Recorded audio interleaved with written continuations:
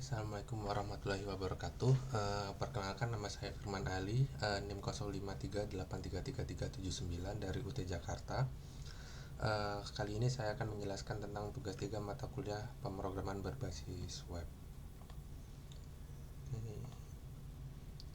Ini tampilan dari tugas yang sudah saya kerjakan.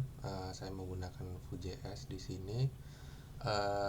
Di sini ada beberapa fitur ya, ada filter by PBJJ dan kategori, kemudian ada tampilan hanya yang butuh restock, terus bisa kita tambah bahan ajar, kemudian di setiap bahan ajar bisa kita edit dan delete. Oke, mungkin pertama kita coba dari filter dulu. Untuk filter di sini saya mengambil dari data bahan ajar.json yang sudah ada di soal. Jadi listnya ada di sini. Kemudian saya memanggilnya ketika ada di stocktable.js. Ketika komponen stocktable ini di create, dimunculkan, akan mengambil payload yang ada dari bahan ajar.json ini. Kemudian saya akan mengambil list uppjj list, kemudian kategori listnya ini juga, kemudian serta data stoknya sendiri. Data stoknya ada di sini. Kemudian ditampilkan di stocktable.html. Jadi stocktable.js.html ini saling terhubung, sehingga stocktable.js-nya ini sebagai logiknya, kemudian stocktable.html ini sebagai template HTML-nya. Itu. Kemudian kita coba filter, bisa seperti di tugas sebelumnya juga ya. Kemudian kita bisa reset praktikum. Oke, kemudian kita juga bisa menambah bahan ajar di sini. Bisa isikan bahan ajar. Di sini saya coba testing saja ya.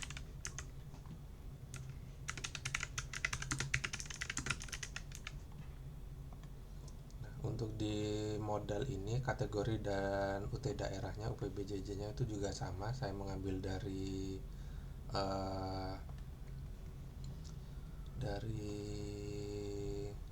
data bahan ajar.json. Hanya untuk modal ini saya menggunakan komponen yang berbeda. Dia ada di sini komponennya,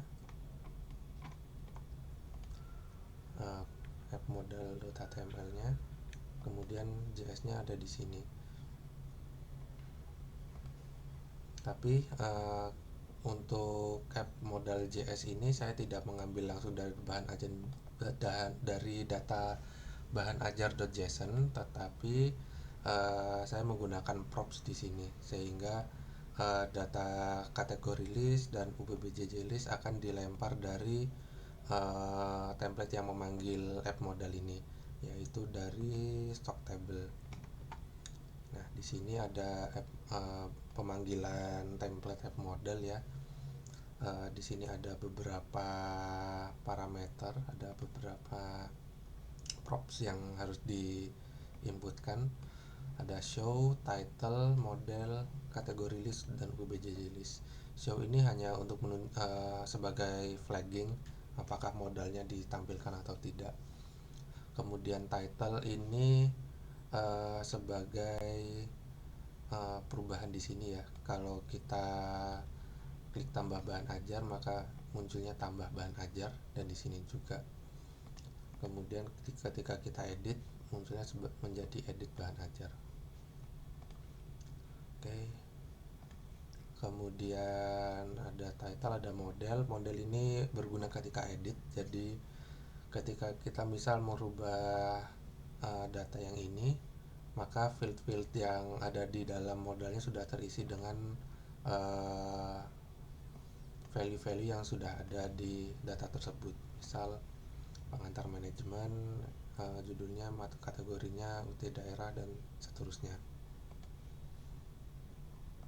Oke, kemudian kategori list dan UPBJJ list ini juga dari data yang sudah didapat dari data bahan ajar.json yang disimpan di appmodal.js, disimpan di stocktable.js, kemudian dilempar ke appmodal.js seperti ini.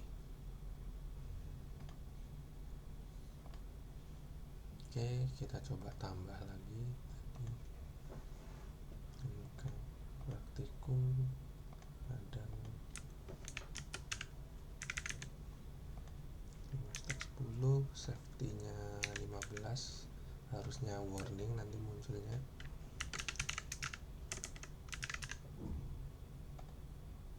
Ya, ini sudah muncul di sini. Jadi logiknya ketika saya lakukan tambah bahan ajar itu ada di stocktable.js, kemudian di onsave di sini.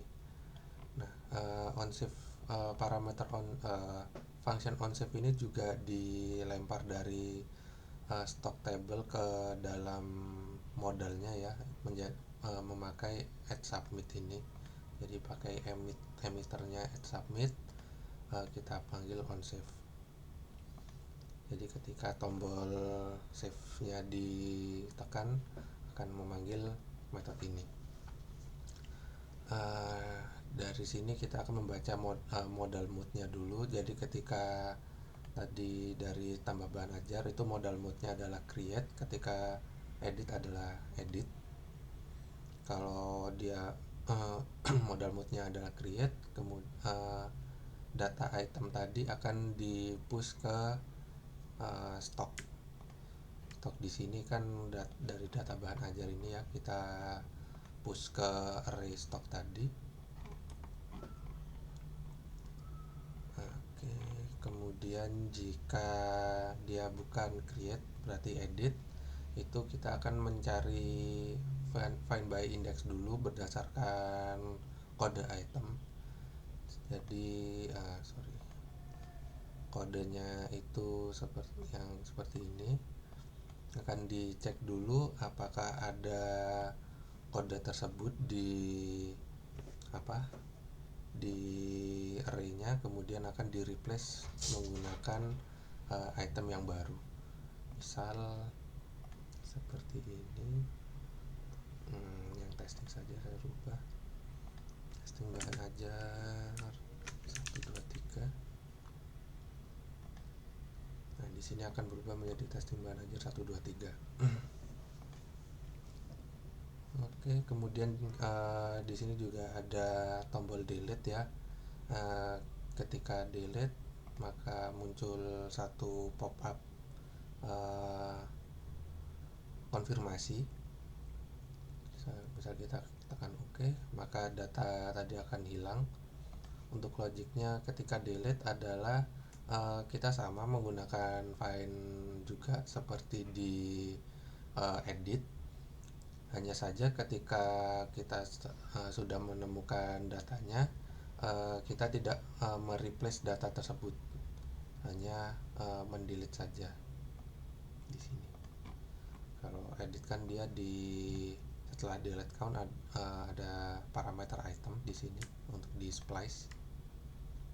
Ada dua implementasi splice di sini. Oke. Kemudian kita masuk ke bagian tracking pengiriman. Di sini untuk kita coba dari lacak bahan ajar terlebih dahulu. Kita cek di sini ada 2 data tracking. Ada di data bahan ajar.json yang asli sebenarnya ini nama DO-nya sama ya, nomor DO-nya. Untuk ini saya rubah dulu jadi biar ada perbedaan. Misal kita search berdasarkan ini. muncul seperti ini. Untuk logic lacaknya itu ada di tracking.js yang query atau search di sini, search. Jadi di search ini kita akan mencari berdasarkan parameter yang diinputkan. Parameter ini saya beri nama query.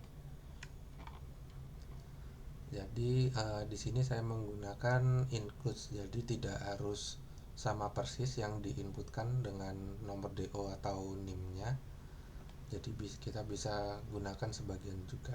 Misal kita gunakan 3456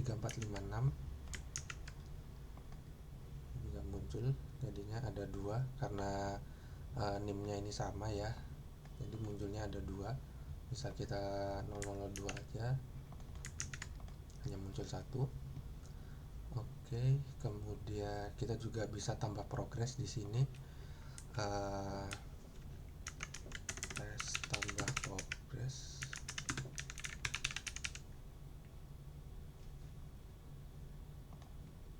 Nah, ini muncul di sini tanggalnya ini sesuai dengan tanggal hari ini. Namun ini sepertinya masih di jam UTC ya, belum saya rubah. Untuk penambahan progres itu ada di sini. Jadi untuk keterangan ini kita inputkan, kemudian DO key-nya ini sebagai nomor DO-nya. Jadi nomor DO ini karena itu yang akan kita gunakan sebagai key untuk mencari data DO-nya. Ketika sudah dapat, maka kita akan nge-push data keterangan tadi berdasarkan waktunya itu ke perjalanan. Perjalanan ini ada di data bahan ajar. Kemudian di tiap tracking ini ada array perjalanan. Kita push ke dalam sini. Oke. Kemudian kita juga bisa menambahkan DO baru. Misal saya isi dengan NIM saya.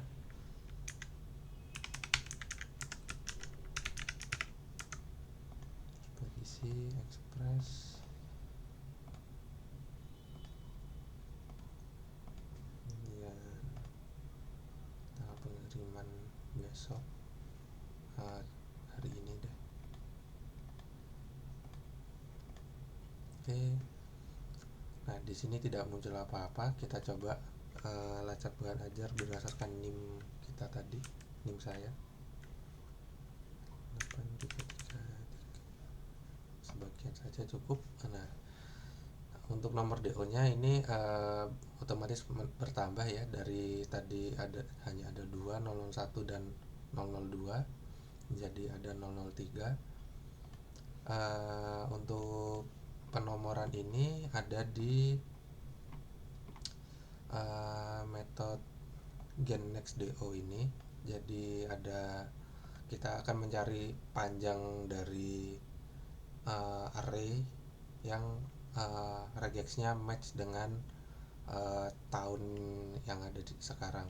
Jadi misal sekarang kan tahun 2025, untuk data tahun 2025 ada 2, DO 2025 ini ada 2, sehingga penomoran selanjutnya adalah DO 2025 strip 0003 seperti itu.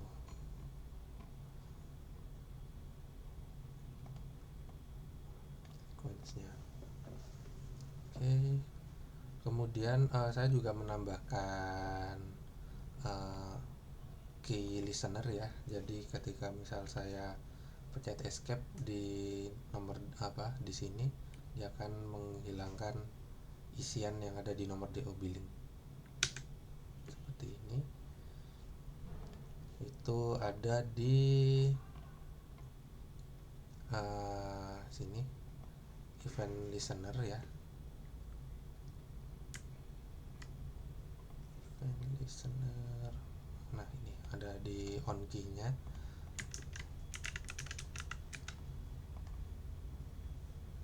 Jadi ketika dia ada enter atau escape, dia akan melakukan memanggil satu function. Ketika enter dia akan search, ketika escape dia akan menghilangkan isi dari query dan resultnya. Jadi misal kita tadi coba search ketika 379, kita press enter tanpa menekan tombol lacak, itu sudah langsung muncul di sini.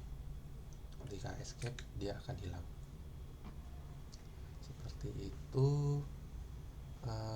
Mungkin demikian tugas 3 dari saya. Assalamualaikum warahmatullahi wabarakatuh.